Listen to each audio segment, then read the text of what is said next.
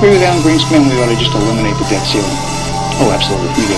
The ability of almost every working American to access more credit than they should have been able to masked the underlying fact that lower and middle class incomes were not rising. That's not a tenable strategy. Isn't now the time to eliminate it? Oh, we've been a long time ago to eliminate it. Let's put aside terrorism. Let's talk only about our own homegrown animals that are patrolling America right now. So it goes down to the simplest thing. Be prepared, be vigilant.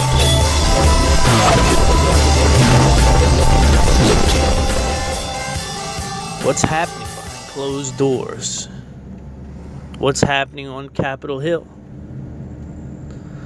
What is becoming of the middle class American? What is happening to jobs in America? What is happening with automation? What is the future of this nation? What is happening to Donald Trump? What is happening to the Democrat Party, the Republican Party? The Republicrat Party? Where are the libertarians? Where are the opposing parties and the opposing minds? Who is going to pull the leash of Antifa? Who is going to keep this nation from falling into hell? All good questions. All politically driven questions. I don't feel like thinking or talking about any of them today. I don't want to talk about hurricanes or politics. It's just not, I'm not into it. It could be the day, it could be the beauty of this day. I don't know what it is, but I want to talk about the culture. I want to talk about the American culture. It's on my mind. The beauty of doing your own podcast and the beauty of the I Am Liberty show is that I can talk about stockpiling survival seeds. I can talk about any type of preparedness plans that you should consider for your own future. Or we can talk about downtime.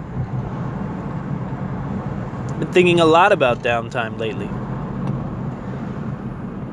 I like problems and issues that affect millions of people. I really do. I like that. I like talking about issues that affect like a large swath of humanity. And that's what I think this show is going to be about. Large swaths of people who are trying to find their way.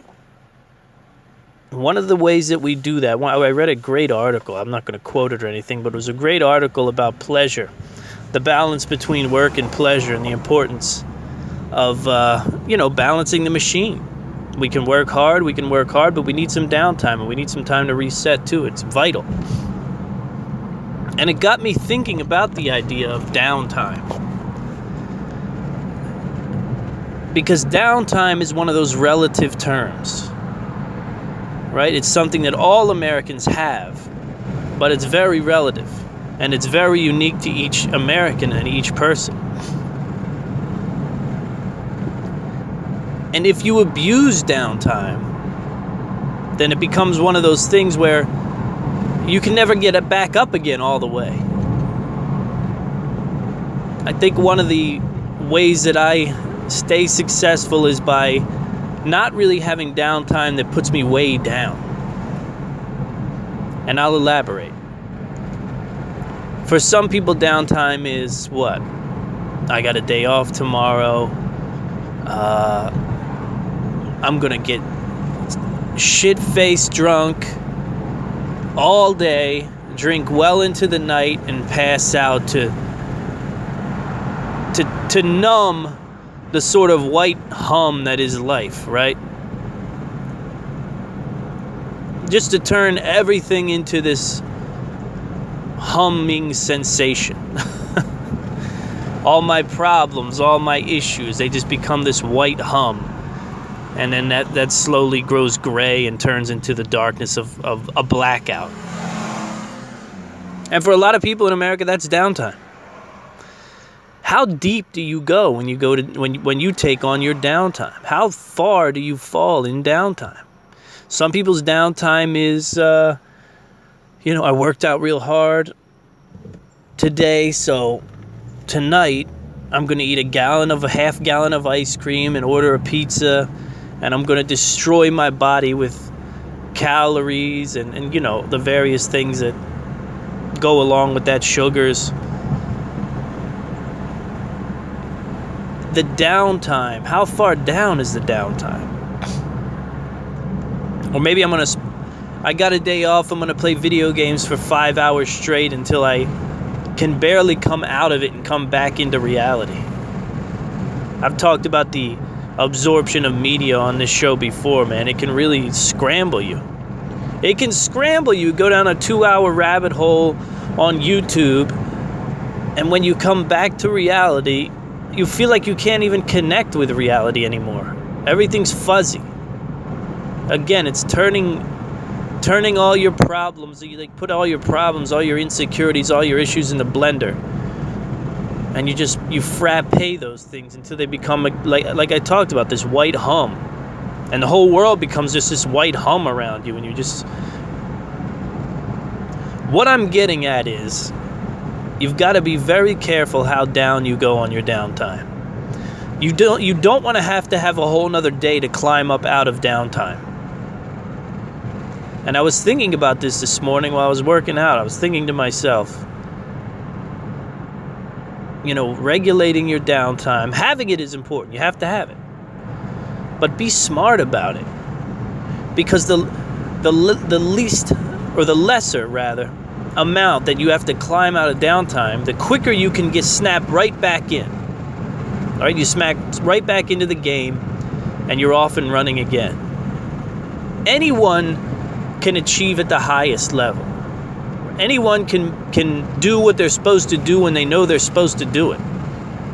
Right? So something bad happens, I got to step up. I need to pay a bill, I got to work more hours, whatever it is. When you know the mission, most people can step up and accomplish that. But the people who really rise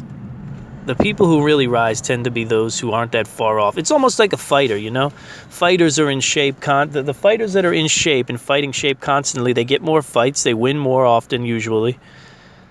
And that's because they're always ready. Their downtime doesn't consist of them going into this.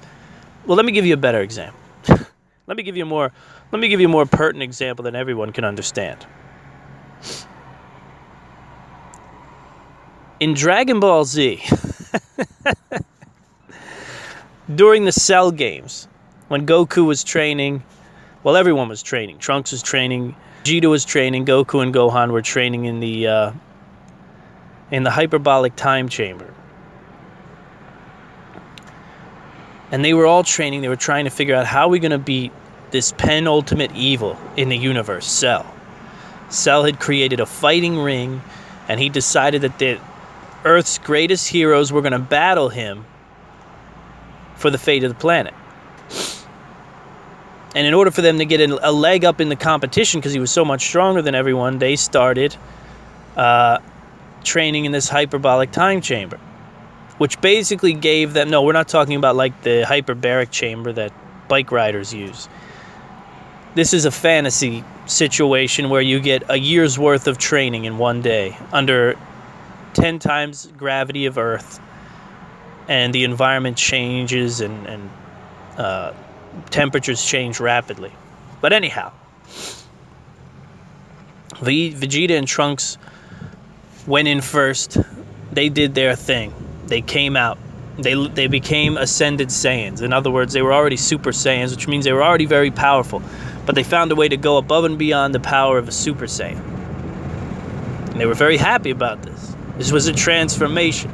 But it was a transformation that cost a lot of energy.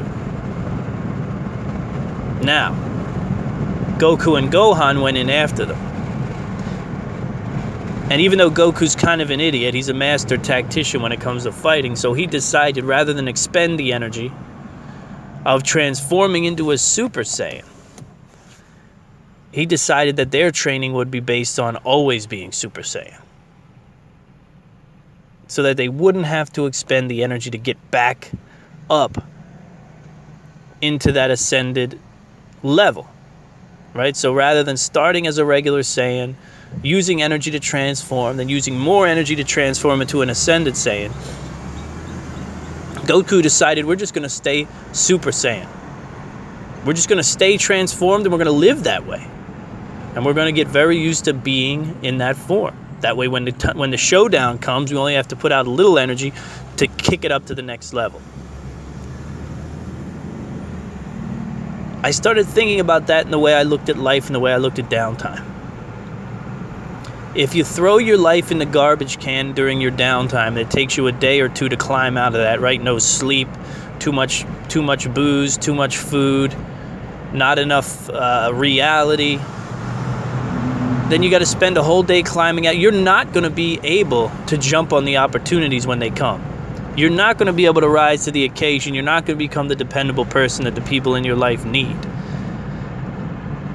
Because you're starting from such a low spot. So I think about downtime, and I think to myself, what do I do in my downtime? Because I've done it, don't get me wrong. I've done all the things we just talked about. It's taken me days to climb out of a drunken stupor in my life. I've done it. So the question becomes, but Jim, that's what I like to do. That's how I like to relax. That's how I like to unwind, and I need that so I can be ready for work the next day, or I can be ready to take care of my kids, or whatever your challenge is. What I started to notice, right? I'd get these small windows of time, and I'd rush to do one thing or another. What I started to notice was if I was eating, if I was playing video game, whatever I was doing to sort of get that adrenaline rush, it was basically my body trying to get a fix and trying to stay awake and alert. So in other words, if midday rolled around, I put the baby down for a nap. My body's searching for something. It's searching for something. As soon as I get a free moment, right? The wife takes the kids out. Okay, what can I do? What can I do? I got free time. I need to do something. I need to go. Blah, blah, blah. I used to think it was about, progress. Maybe I should go do some work. And what I came to realize is that my body's looking for adrenaline. It's looking for an adrenaline rush. Why? And this is true with everybody, I'm sure, most people. You get that downtime, you're looking for something that's going to shoot your adrenaline up, give you that little pleasure. And what I realize is that that's because your body's exhausted. This is just for me. Now, I don't know if this is true for you, but this was true for me. The reason I was looking for that fix is because my body was exhausted. Like it always is. I mean, when you're a parent and you run your own business, you're exhausted always. It's always exhausted. You're worrying about this, thinking about that, raising kids, teaching kids. You know what I mean? Everything that goes into it. You got a wife, you got dogs, they need to be walked, she needs to be cared for, everything. You got the whole thing. There's never a dull moment. I've worked most of my life, so my body's cool with that, right? Since I'm 13, I've been working, so my body understands we can't just go to sleep whenever we want. We've got responsibilities. So rather than say, Jim, you're tired, you need sleep, my body says, Jim, let's go. We need to do something. We need an adrenaline push. We need a dopamine release. We need something. Come on, give us something. And that's what I've always hungered for. And not until recently, and I know a lot of people don't have the ability to do this, but you do on the weekends. You do on the weekends and you might in the evenings, and I'm telling you, this is what you need to do in your downtime. It sounds silly, it sounds stupid, and we used to rag on people for it. But in my downtime, what I've been trying to do is sleep. I've been trying to integrate more sleep into my life. Honestly. My sleep schedule is crazy, you got to understand. Ideally, I like to go to sleep at 9 p.m. and be up at 4 a.m.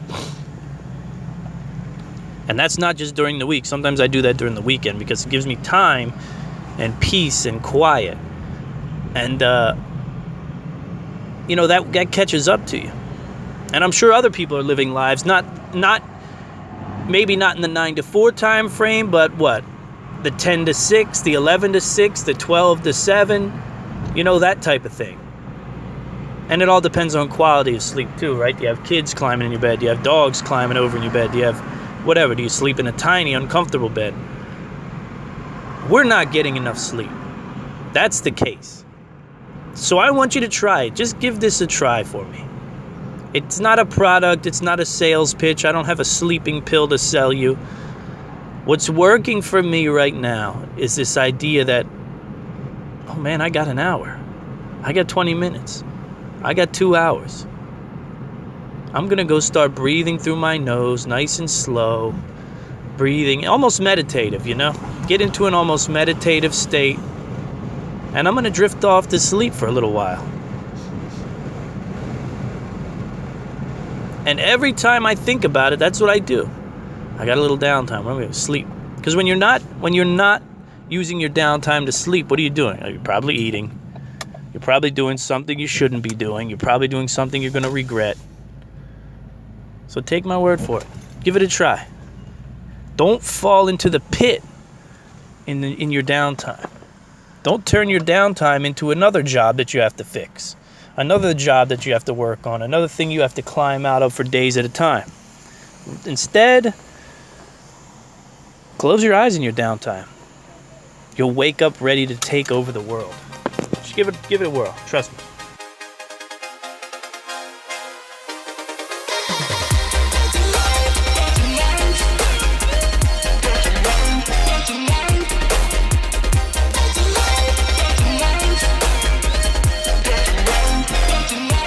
You like the new bump? How do you like? I like it. I stole it. I stole it from a YouTube channel called Last Line of Defense. Great one. Great YouTube channel. Check it out. If you're into tactical gear, if you're into shooting at all, go see what Mike at Last Line of Defense is all about. He's a good guy. Busy guy. I tried to get him to come on the show. He's got a lot going on. That's life, baby. Welcome back to the I Am Liberty show. I hope you enjoyed my diatribe on Downtime. I don't aim to make you feel guilty. It's just when I catch myself doing questionable things, I like to bring it to your attention so that you can go, oh yeah. Because I'm going to tell you what, man, podcasts have changed me so much. It's amazing. And not like little things, but like serious life changes have come through listening to podcasts, and I want to do the same for you. That's all. Shouldn't we all be out to make better people of one another? Oh, that's such a touchy-feely liberal statement to make. And we're going to talk about later in the show a little bit about sort of liberal statements and what progressive statements and what the many statements that are being put out across America. We are not a nation of inclusion. We are love. America is love. We're going to talk about America is love in depth. But I want to talk about the hoity-toity statement that maybe one of our big goals, and maybe one of the things that we should be setting time aside for in life is about making each other better. Because I see a lot of people trying to make the world better. I see a lot of people trying to make other minorities' lives better. I see people trying to make a lot of things better, but they're not making themselves better. And it's very obvious. It's very obvious. You look at these rallies, and you see the most ostentatious and the most radical of the group is usually what? You see somebody overweight. You see some chick she's just not taking care of herself. She's got the megaphone. She's screaming. There's fries coming out of her mouth. You see a person, or you see people who are not overweight but are mentally deficient, right? They're literally mentally deficient. You see them saying things that don't make any sense, and you could just see a way about a person.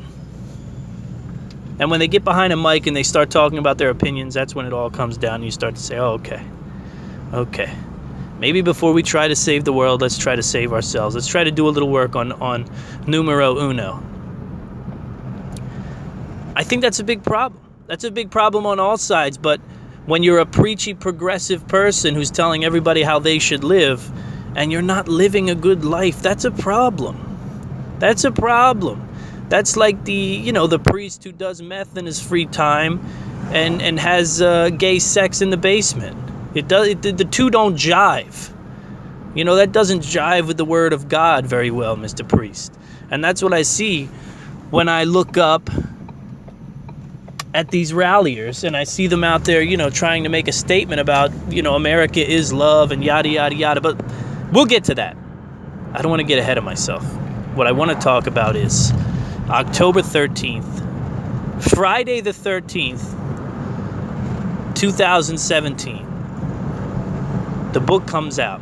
If you're new to the show, the book is called Community, Community. Community. It's my opus, if you will. It's the collection of 5-6 years of podcasting, boiled down, simmered down into a glass, if you know what a glass is in the culinary world, a very thick sauce, mostly boiled down from veal stock usually, and usually some flavorings added. So it's my glass, it really is. And there's some dangerous stuff in the book. And one of those ideas is that we need to help each other get better. We need to work on each other. Not in a way that's very confrontational, not in pointing out people's problems, because we're great at that. God, are we good at that? We are good at the grievance. We have got the grievance down.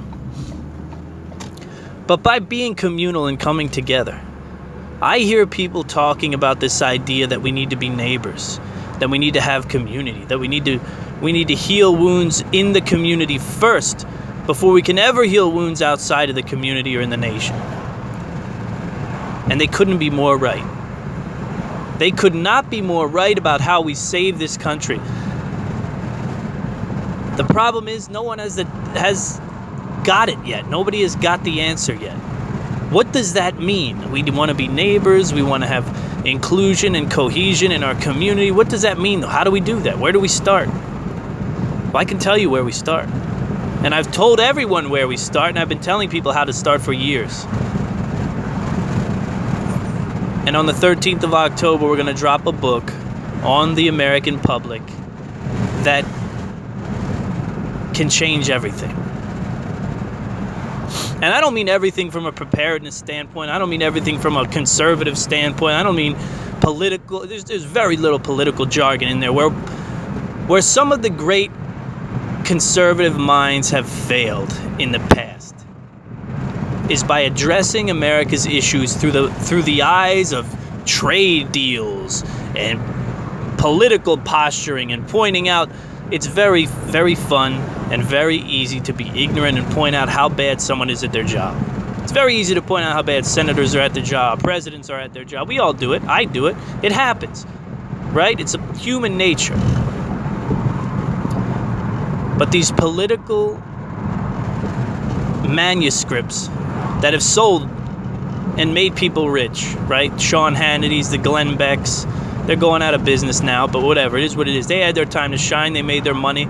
God bless them.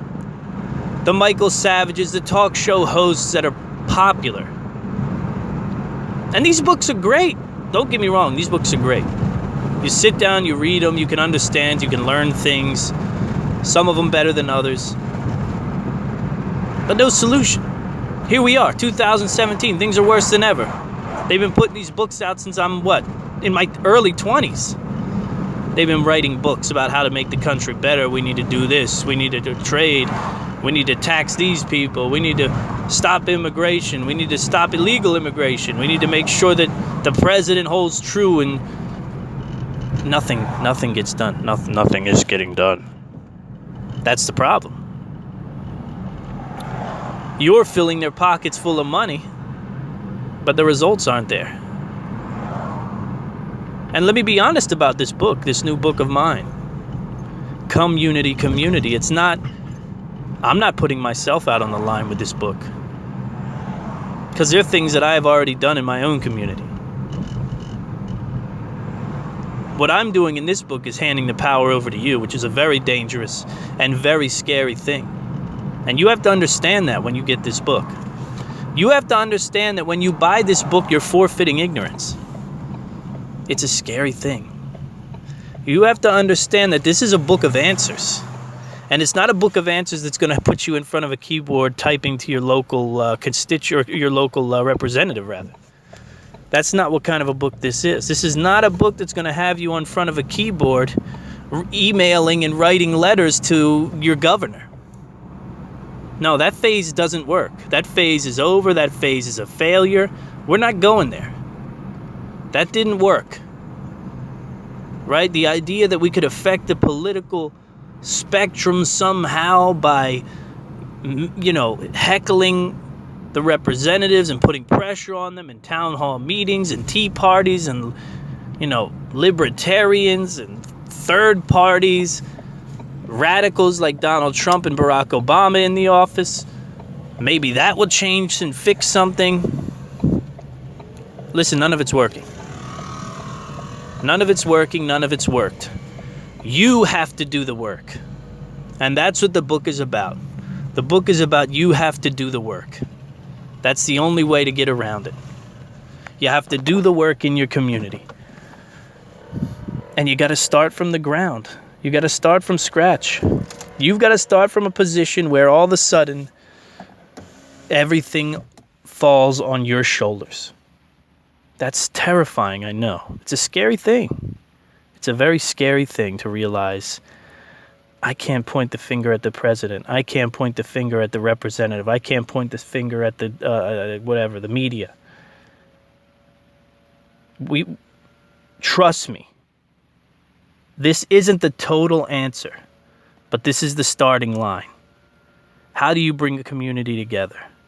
How do you get people talking again? How do you get neighbors saying hi to one another? How do you make progress in a world that is separated by ideology, separated by technology, separated by this weird idea that we must be on Team A or Team B, Team Progressive, Team Liberal, Team Conservative, whatever it is? How do we cut through that? It's all a matter of isolation.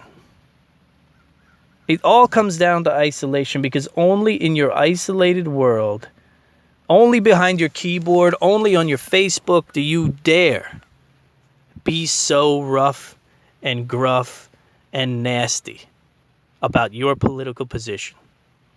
Only in that digital world does your political position define you in the way it does. You meet someone in the street. You meet a man, you meet a woman on the street, and guess what? 90% of people, maybe 95% of people are cordial. Shake the hand. How you doing? Tell me your story. How many kids? Whatever it is. Talking, interacting. You come to the realization that, oh, this guy's just like me. This guy's just like me. He's fighting the exact same enemies that I'm fighting, right? We're trying to make it. We're trying to make ends meet. We're trying to do this thing. We're trying to put it together. We're trying to make it work. Maybe it will, maybe it won't. We got kids, we got wives, we got problems with that. It's all the same thing. It's all the same thing. But in this digital world where we don't have to worry about getting yelled at or getting punched in the face, there are real demons cropping up. There are trolls who are literally dividing the nation. You know this, right? This is no news to you. But I can tell you, and I'm not going to tell you exactly how to do it right now, because it takes too much time to explain. Go back and listen to my shows on community, listen to my shows on community gardening, listen to my shows on communication methods within your community, and listen to my shows about Neighborhood Watch, and how through these three things, you're not going to solve all the problems. You're not going to bring every person together in your neighborhood, but you're going to build a coalition within your neighborhood that you can work with, and you can move forward. All right? You can move forward, and you can do better things. You can do things you probably didn't even think were possible, honestly. And that is where we start. And that's community. There's a lot more in there, right? There's a lot more in the book. Why am I telling you about the book? I've written books in the past. I've written fiction books. I've written non-fiction books. I've written books about how to survive mass shootings. I've written books about survival stories and the like. This is the book that I want it to be spread everywhere. I don't take many strong political stances in this book. I don't want to scare people off. I mean, it's going to be very easy to see where I'm coming from and what type of person I am when you read the book if you don't know me. But I want this book to be about solutions. Because in 2013, I started looking for solutions. I was tired of listening to people gripe. And I am. That's what the book is all about. It's about there's also a chapter in there about the 4 main things that are affecting Americans today. So I define them as centralization, contamination, isolation, and dependency. The 4 root causes of most of our issues. The reason that Americans are struggling to do the right thing on a regular basis. There are also, throughout the book, sections called the Great Dividing Assumptions. And these Great Dividing Assumptions are, 500 to 1,000 words on various topics that we think are driving us apart. We feel like we're being driven apart over certain topics when you really dig down into it, you realize everyone's fighting for the same victory. But on Twitter and on Facebook, and when you're with your buddies who are all the same political affiliation, it's very easy to build this idea of division in your head. And you know what? It's kind of fun sometimes.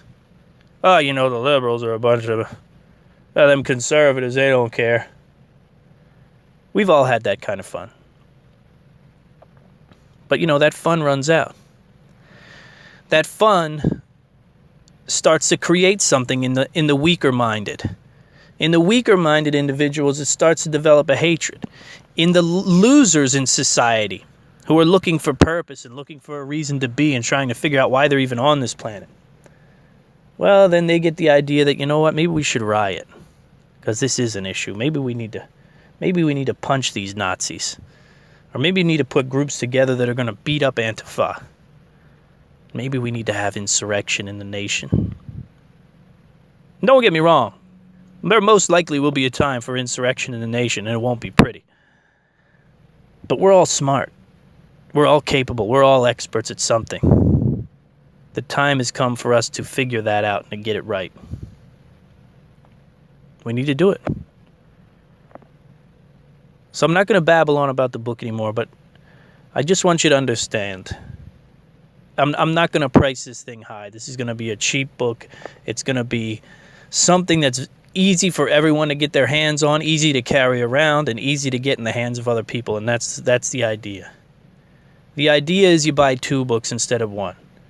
You give 1 to your neighbor, you give 1, whatever. It's coming out before Christmas. Give it to everybody.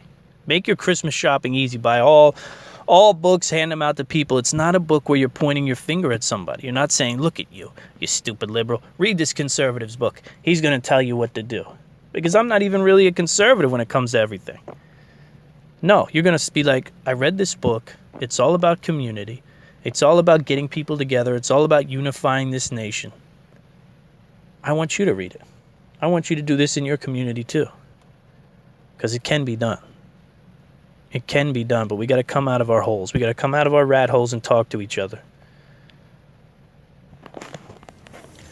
jwrights.com. Are you launching a survival blog? Do you have a preparedness product or service that you want to get to market?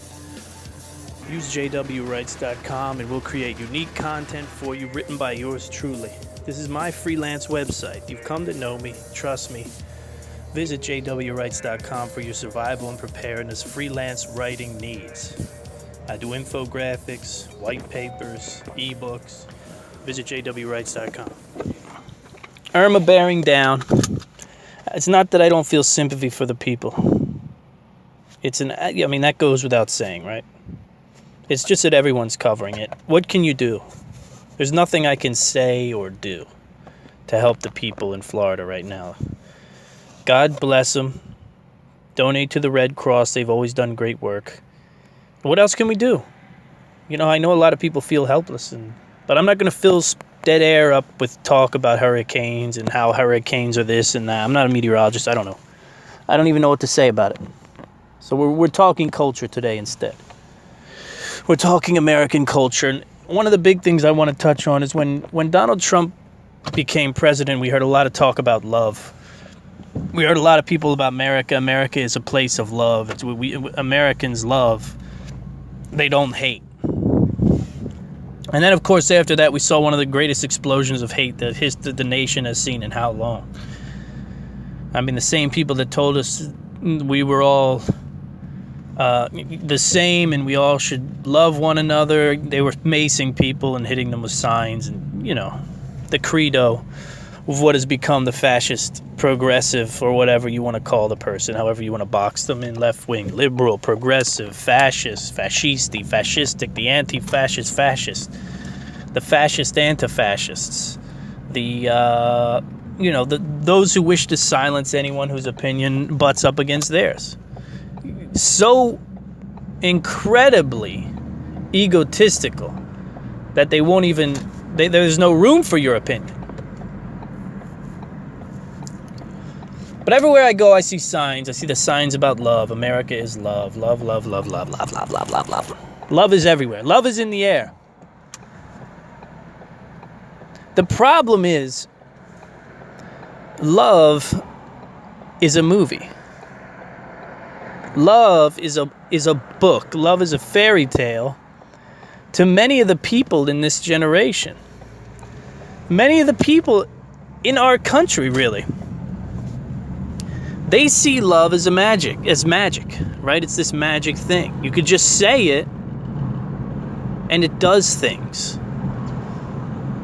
I don't know if it's because divorce. I don't know if it's because of movies and television and love. Love, love, love, love, love, love. Like, you can say America is about love. We are Americans that love. We are going to love. We're going to beat hate with love. You can put love on signs. You can put love on your bumper stickers, you can put love on your license plate. Anyone in the listening audience, how many of you are in love? Raise your hand. Only the tired and the only the tired and the exhausted raise their hands. You want to know why? Because what they don't tell you in the movies, what they don't show you, what you never read about in books is that love is work. Love is work, and the people who are the best at love are the people who put in the most work, period. End of story. That's it. So the big problem with this progressive credo of America is love and we'll beat hate with love is that putting love into a tweet and sending it off into the earth, the ether, it has no effect on anything. Now, it might massage the minds of some people, right? It might make other people upset, whatever. But at the end of the day, love without work it's just a word. It's useless. It doesn't have any real effect. And when you have a nation as fractured as ours, you have to have the work behind it. For the young men out there listening, listen to me. You're in love, right? Or you just met a girl. You might love her. You don't know. She's great. She's great looking, right? She treats you right in the bedroom. You think you might be in love. Let me tell you something. When you fall head over heels in love with someone, and you're riding high on the chemicals, right? Where the chemicals are going crazy. You can't think of anything else. You break out the old acoustic guitar you haven't played since you were 12. Let me tell you something. When you are in love, you are merely unsheathing the sword. If you look at love as a war, which you should, because love is a war. Marriage is a battle. Not a battle against your spouse. That's the other thing people get messed up. No, it's a battle. It's a battle to cut pieces out of your life to fit in the love of your life. Right? You have to go to war. War, work, that's what love is. When you fall in love, even when you get married, it is the unsheathing of the sword. That's all. You haven't even stepped foot into the battleground yet. You have to know that love is work and love is war, and you have to plan and you have to prepare and you have to be ready and you have to set aside time to make love work. You have to set aside all of these things. How do I get a date night? I need a babysitter. I need kids. I need to woo her. I need to get the flowers. I need to tell her the special things. You have to do it all.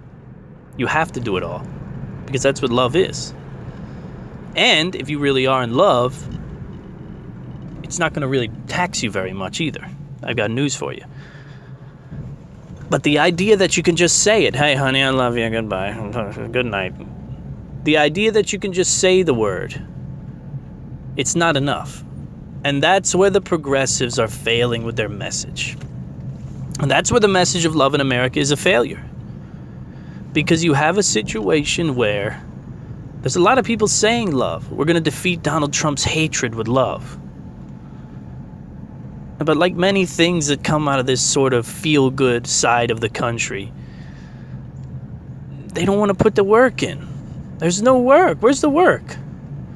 Where are the solutions for these groups that have been routed for so many years and rerouted, right? These minority groups, these protected groups that are just marketing campaigns for these people, by the way. I just want you to understand that. Right? You hear people out there, Black Lives Matter, gay, racist, sexist, whatever it is, whatever they're spouting. When you look at these minority groups, you look at the black community. What are these people doing? What are these people who are so full of love doing for the black community? Anything? Are these people on Twitter, are these people lining up at these rallies with their signs and their black masks? Are they doing anything for the black community? Are there young black children getting more jobs now than ever before? Is the violence down in the black community? No. Without the work, you can't have love. You can't have love in a relationship. You can't have love, period. You can't spread it across the nation if you do it from Facebook. You can't spread it across the nation and affect any real change if you're faking it just by saying it. Just by putting it on bumper stickers, just by selling it on t-shirts.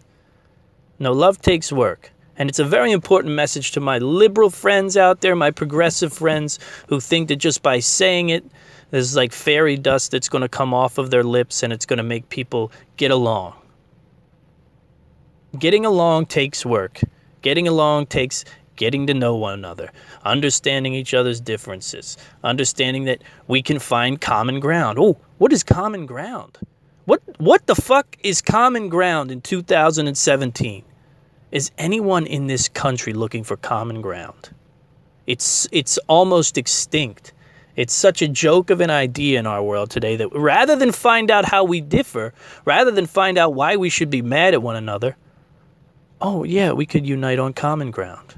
What an idea. What an idea. For the young men out there, love. Love takes work. You're in love? You just got your sword out. Get prepared for war. Not war with your spouse, but get prepared for war. Get prepared to go to battle each and every day to make love work. Right? It's not like sleeping in Seattle. The story doesn't end with each other cuddling up in bed after sex. Sorry. Just the beginning. Love takes work. It takes work from a community perspective. It takes work from a relationship perspective. If you want to employ love as one of your, if you want to put that on your utility belt, I'm just trying to tell you. It takes work. Everything takes work. Everything worth doing takes work. Okay? Donate to the Red Cross. Our hearts go out to the people of this nation who are facing off against nature's wrath. God help them. I hope they were prepared. I hope they had something. I hope they still have something. And above all, I hope they have the faith, and I hope they have the wherewithal to rebound. Because we never know what God's going to throw at us, and, this is a curveball. And the strong will come out of it. But God bless the people in Texas. God bless the people in Florida.